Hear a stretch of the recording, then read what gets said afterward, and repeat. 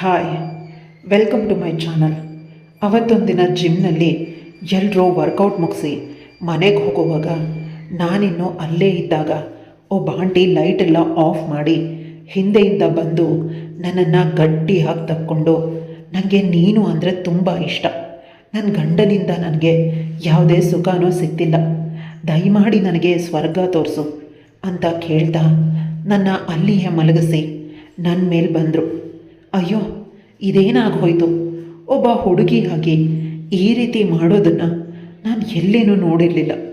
ಮುಂದೆ ಏನಾಯಿತು ತಿಳ್ಕೊಬೇಕು ಅಂದರೆ ಈ ಕಥೆನ ಪೂರ್ತಿಯಾಗಿ ಕೇಳಿಸ್ಕೊಳ್ಳಿ, ಎಲ್ಲೂ ಸ್ಕಿಪ್ ಮಾಡಬೇಡಿ. ಕತೆ ಮಾತ್ರ ಸಿಕ್ಕಾಪಟ್ಟೆ ಸಕ್ಕದಾಗಿದೆ. ಒಳ್ಳೆ ಬಾಡಿ ಬಿಲ್ಡ್ ಮಾಡಿದ ಯಂಗ್ ಹುಡುಗ, ಜಿಮ್ ನಡೆಸೋ ಅವನು ಆ ಜಿಮ್ನ ಕೋಚ್ ಕೂಡ ಹೌದು. ಆದ್ದರಿಂದ ಸಹಜವಾಗಿಯೇ ಬಾಡಿ ಬಿಲ್ಡರ್ ರೀತಿಯಲ್ಲಿ ಮೈಕಟ್ಟನ್ನು ಹೊಂದಿದ್ದ. ಅವನ ಹೆಸರು ದೇವ್. ನಾನು ಜಿಮ್ ಸೇರೋದಕ್ಕೆ ಹೋದ ದಿನಾನೇ ಅವನು ಇಷ್ಟ ಆಗಿಬಿಟ್ಟಿದ್ದ. ಜಿಮ್ ಸೇರೋದಕ್ಕೆ ಫಾರಮ್ ತುಂಬಿಸ್ಕೊಳ್ಳುವಾಗ ಅವನು ಮಾತಿಗೂ ಮೇಡಮ್ ಅಂತಾನೆ ಹೇಳ್ತಿದ್ದ. ಆಗಲೇ ನಾನು ಹೇಳಿಬಿಟ್ಟಿದ್ದೆ, ನೋಡಿ ದೇವ್, ಹೀಗೆ ಮತ್ತೆ ಮತ್ತೆ ಮೇಡಮ್ ಅಂತ ಕರಿಬೇಡಿ, ನನ್ನ ಹೆಸರು ಸುಮಾ ಅಂತ ಕರೆದ್ರೆ ಸಾಕು ಅಂತ. ಆದರೂ ಅವನು ಮತ್ತೆ ಮತ್ತೆ ಸುಮಾ ಮೇಡಮ್ ಅನ್ನೋದನ್ನು ಮುಂದುವರಿಸಿದ್ದ. ನಾನು ಮದುವೆಯಾದ ನಂತರ ಒಂದಿಷ್ಟು ದೇಹ ಭಾರ ಹೆಚ್ಚಾಗಿತ್ತು, ಅದನ್ನು ಕಡಿಮೆ ಮಾಡಿಕೊಳ್ಳೋದಕ್ಕೆ ಬಯಸಿದ್ದೆ.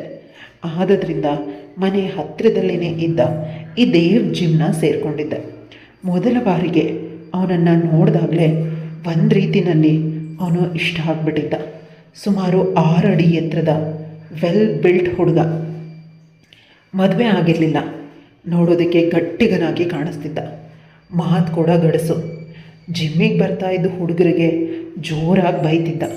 ಆದರೆ ಜಿಮ್ಮಿಗೆ ಬರ್ತಾ ಇದ್ದಿದ್ದ ಹುಡುಗಿರ ಜೊತೆ ಮಾತಾಡುವಾಗ ಬಹಳಷ್ಟು ಮೃದುವಾಗಿ ಮಾತಾಡ್ತಿದ್ದ. ಅವನ ಮಾತಿನ ಗತ್ತೇ ಬದಲಾಗ್ತಿತ್ತು. ನನ್ನ ಜೊತೆಗಂತೂ ಮೊದಲ ದಿನದಿಂದ ಬಹಳ ಆತ್ಮೀಯವಾಗಿ, ನನ್ನ ಪ್ರಿಯ ಗೆಳತಿಯಂತೆ ಮೃದುವಾಗಿ ನೋಡ್ತಾನೆ. ಮೊದಲ ದಿನದಿಂದಲೇ ದೇವ್ ನನ್ನ ಮೈ ಮನವನ್ನು ಆವರಿಸ್ಕೊಂಡ್ಬಿಟ್ಟಿದ್ದ. ಮೊದಲ ದಿನ ಅವನನ್ನು ಭೇಟಿಯಾಗಿ ಬಂದ ನಂತರ ರಾತ್ರಿ ನನ್ನ ಗಂಡನ ಜೊತೆಗೆ ಆಟ ಆಡ್ತಾ ಇದ್ದರೂ ದೇವ್ ದೇಹನೇ ನನ್ನ ಮನಸ್ಸಲ್ಲಿ ಸುಳಿದಾಡ್ತಿತ್ತು. ಅವನ ದೇಹನ ಮುಟ್ಟಬೇಕು, ಅವನ ಎದೆಗೆ ನನ್ನ ಎದೆನ ಕೊಟ್ಟು ಅಪ್ಕೋಬೇಕು ಅಂತ ಅನ್ನಿಸ್ತಿತ್ತು. ಮಾರನೇ ದಿನವೇ ನಾನು ಜಿಮ್ ಮುಗಿಸಿದ ನಂತರ ದೇವ್ ಬನ್ನಿ ಕಾಫಿ ಕುಡಿಯೋಣ ಅಂತ ಕರೆದಿದ್ದೆ. ಆಗವನು ಜಿಮ್ ಆದ ತಕ್ಷಣ ಕಾಫಿ ಕುಡಿಬೇಡಿ, ಯಾವುದಾದ್ರೂ ಜ್ಯೂಸ್ ಕುಡಿಯೋಣ ಅಂತ ತಿಳಿಸಿದ್ದ. ಅಂದು ನಾವಿಬ್ಬರು ಪಕ್ಕದಲ್ಲಿನ ಜ್ಯೂಸ್ ಸೆಂಟರ್ಗೆ ಹೋಗಿ ಆರೆಂಜ್ ಜ್ಯೂಸ್ ಕುಡ್ದಿದ್ವಿ. ಆಗಲೂ ಅವನು ನನ್ನ ದೇಹದ ಕಡೆಗೆ ನೋಡದೆ ನೆಲಕ್ಕೆ ತಲೆ ಬಗ್ಗಿಸ್ಕೊಂಡು ಮಾತಾಡ್ತಿದ್ದ. ಮಾತಿಗೊಮ್ಮೆ ಸುಮಾ ಮೇಡಮ್ ಅನ್ನೋದನ್ನು ಬಿಟ್ಟಿರಲಿಲ್ಲ. ಆದರೆ ನಾನು ಅವನನ್ನು ನನ್ನ ಬಾಯ್ ಫ್ರೆಂಡ್ ಅನ್ನೋ ರೀತಿಯಲ್ಲಿ ಕೈ ಮುಟ್ಟಿ ದೇವ್ ಅಂತಾನೆ ಮಾತಾಡಿಸ್ತಿದ್ದೆ. ಅವನ ಕೈ ಮುಟ್ಟಿ ಮಾತಾಡಿಸೋದು ನನಗೆ ಇಷ್ಟ ಆಗ್ತಿತ್ತು. ಪ್ರತಿಯೊಂದು ಬಾರಿಯೂ ಅವನನ್ನು ಕಂಡಾಗ ಯಾವುದಾದರೊಂದು ದಿನ ಇವನನ್ನು ಅಪ್ಕೊಳ್ಳೇಬೇಕು ಅಂತ ಅನ್ನಿಸ್ತಿತ್ತು. ಅಂತಹದ್ದೊಂದು ದಿನ ಎಂದು ಬರುವುದೋ ಎಂದು ಕಾಯ್ತಿದ್ದೆ. ಜಿಮ್ ಸೇರಿ 3 ತಿಂಗಳಾದ ನಂತರ ಅಂತಹದ್ದೊಂದು ದಿನ ಬಂತು. ಅಂದು ನನಗೆ ಜಿಮ್ ಮುಗಿಸಿ ಬೇಗ ಮನೆಗೆ ಹೋಗಬೇಕು ಅನ್ನೋ ಆತರ ಇರಲಿಲ್ಲ. ನನ್ನ ಗಂಡ ಬೇರೆ ಊರಿಗೆ ಹೋಗಿದ್ದ. ಆದ್ದರಿಂದ ಸ್ವಲ್ಪ ತಡ ಆಗಿಯೇ ಜಿಮ್ ತಲುಪಿ ಬಹಳ ಹೊತ್ತಿನವರೆಗೆ ಅಲ್ಲಿಯೇ ಇರೋ ನಿರ್ಧಾರ ಮಾಡಿದೆ. ಒಂದು ಚಾನ್ಸ್ ನೋಡೋಣ ಅಂದ್ಕೊಂಡೇ ಬಂದಿದ್ದೆ. ಅವತ್ತೆಲ್ಲನೂ ನಾನು ಅಂದ್ಕೊಂಡಂತೆಯೇ ನಡೀತು. ನಾನು ಜಿಮ್ ತಲುಪಿದಾಗ ರಾತ್ರಿ ಸುಮಾರು 7 ಗಂಟೆ ಆಗಿತ್ತು. ಜಿಮ್ 8:30ಕ್ಕೆ ಕ್ಲೋಸ್ ಆಗ್ತಿತ್ತು ಅಂತ ನಾನು ಅಷ್ಟು ಹೊತ್ತಿನವರೆಗೆ ಜಿಮ್ ಮಾಡೇ ಇರಲಿಲ್ಲ. ಅವತ್ತು ಚೆನ್ನಾಗಿ ಥ್ರೆಡ್ಮಿಲ್ ವರ್ಕೌಟ್ ಮಾಡಿದ್ದೆ. ಥ್ರೆಡ್ಮಿಲ್ ಮೇಲೆ ನಿಂತರೆ ಎದುರಿಗೆ ದ್ರೇಬ್ ಓಡಾಡುವುದು ಕಾಣಿಸ್ತಿತ್ತು. ನಾನು ಅವನನ್ನೇ ನೋಡ್ತಿದ್ದೆ.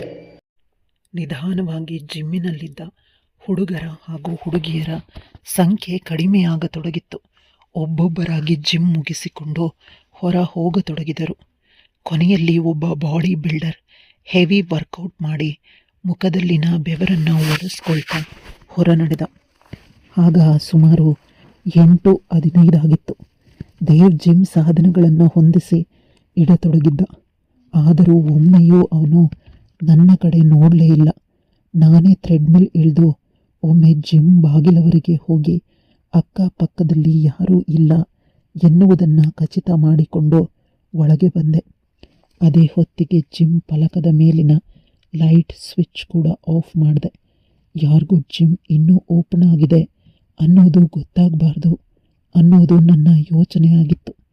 ಮತ್ತೆ ಒಳಗೆ ಬಂದು ನೇರವಾಗಿ ದೇವ್ ಹತ್ರ ಹೋಗಿ ಅವನನ್ನು ಹಿಂದಿನಿಂದ ಗಟ್ಟಿಯಾಗಿ ಅಪ್ಕೊಂಡು, I love you Dev, I want you to have you ಅಂದೆ.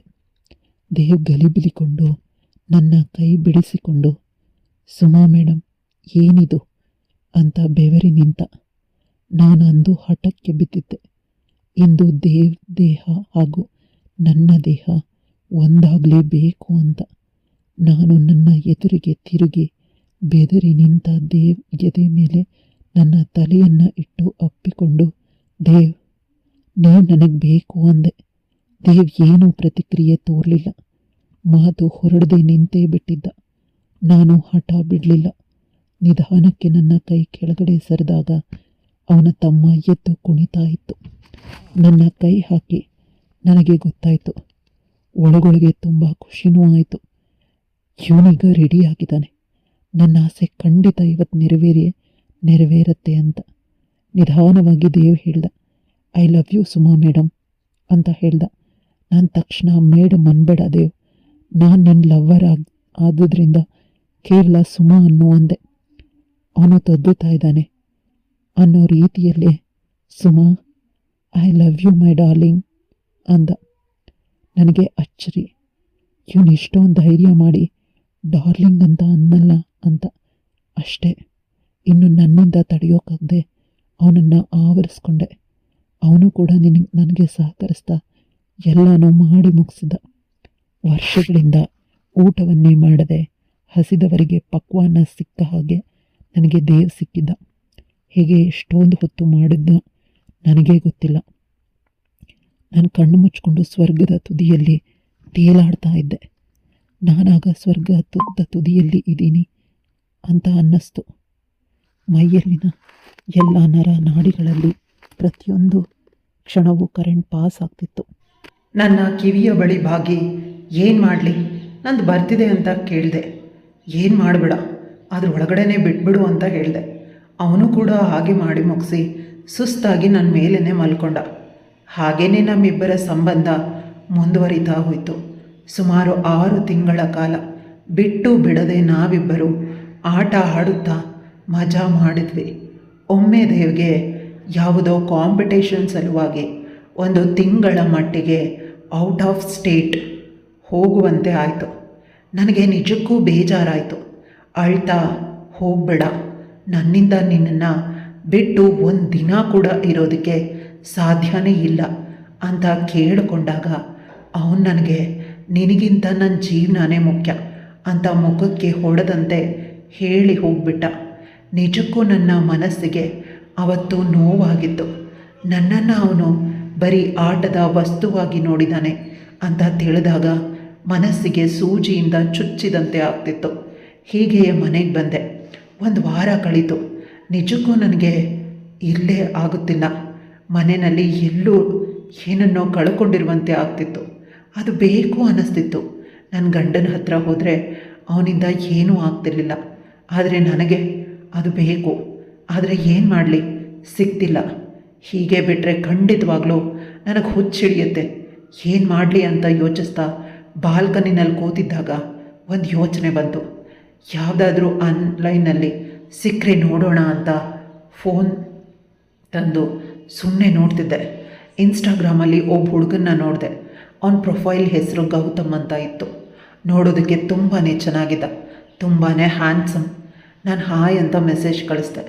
ಆದರೆ ಆ ಕಡೆಯಿಂದ ನನಗೆ ರೀಪ್ಲೇ ಬರಲೇ ಇಲ್ಲ. ತುಂಬ ನಿರಾಸೆ ಆಯಿತು. ಏನೂ ಬೇಡ ಅಂತ ಹೇಳಿ ಫೋನ್ನ ಪಕ್ಕಕ್ಕಿಟ್ಟು ಮಲಗಿಬಿಟ್ಟೆ. ಎದ್ದಾಗ ಬೆಳಗಿನ ಜಾವ 7 ಗಂಟೆ. ರಾತ್ರಿ ಎಲ್ಲ ನನ್ನ ಗಂಡ ಮನೆಗೆ ಬಂದೇ ಇಲ್ಲ. ಗೊತ್ತಾದಾಗ ಏನೂ ಅನ್ನಿಸ್ಲಿಲ್ಲ. ಇವನು ಯಾವಾಗಲೂ ಇದ್ದಿದ್ದೆ.